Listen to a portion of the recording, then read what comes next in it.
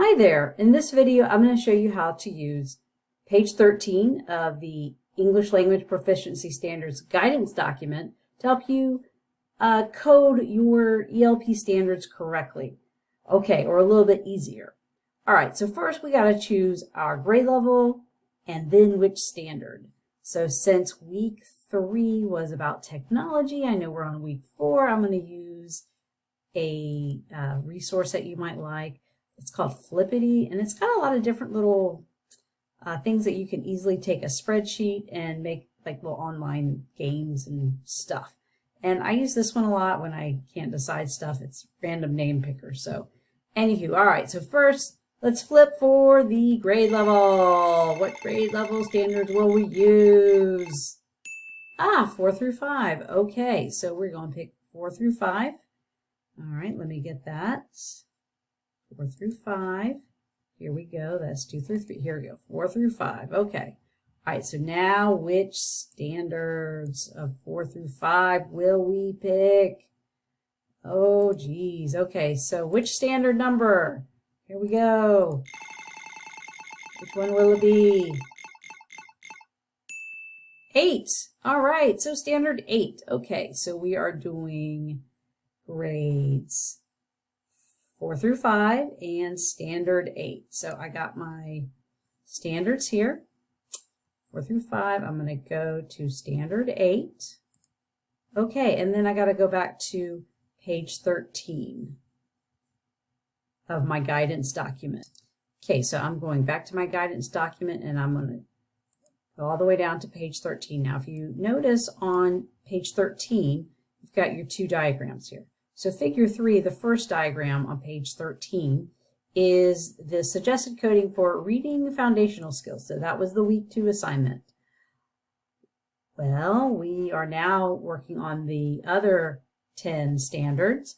So we are going to scroll on down and look at the format and suggested coding of the 10 ELP standards, okay? And if you notice here, let me make this a little bit bigger on the screen. Okay.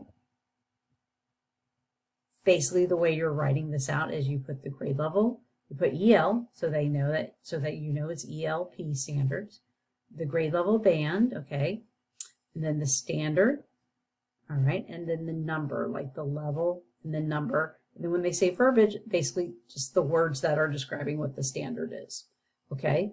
So let me model one for you, because I like to model things the way hopefully you would teach your own kids, your own students. Okay, so we said we were going to do standard 8 from grades 4 through 5. So let me pull this up here. And when I go back to this one, first thing I have to type is EL and then the grade and the band. So let me do that. So EL, and so we're doing grades is 4 through 5 and standard 8. And then we need to choose which one of these substandards we want to do. I'm just going to go with B1, okay? All right, if you wanted to do B2, it'd be this one, B3, B4, and so on, okay? This, of course, is for the pre-emergent and emergent kids, what you would expect for them.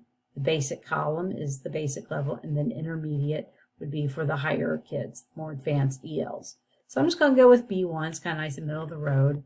And it is tell how 1 or 2 reasons support the specific points an author or speaker makes. So the next thing I need to do is we're doing standard 8. And so S8. And then I have to put that other stuff. So S8, I got ahead of myself, S8. And then we said B1, I believe. B1, was it B1? Yeah, we said B1. Type B1. And then I'm going to put the standard. So let me pause here and I'll type all out. All right, so now as you can tell over here, I've typed out the verbiage, okay, what was stated here in the ELP, on the ELP standards, okay? So just to review, all right, ELP standards 1 through 10, you're going to put EL dot, you're going to put the grade or the grade level band, like, you know, if it's more than one grade, S for standard, and then which standard it is, 1 through 10, and then which level and like sub number. So like, you know, PEE would be emergent, and then if you want 3, it would be this. If you're doing basic 3, it would be right here where I am, and so on. Okay, and then you just type all that out. All right, and that is basically how you do it. Okay, so if you have any more questions, just please let me know. I hope that this video is helpful for you for making it easier to write out standards.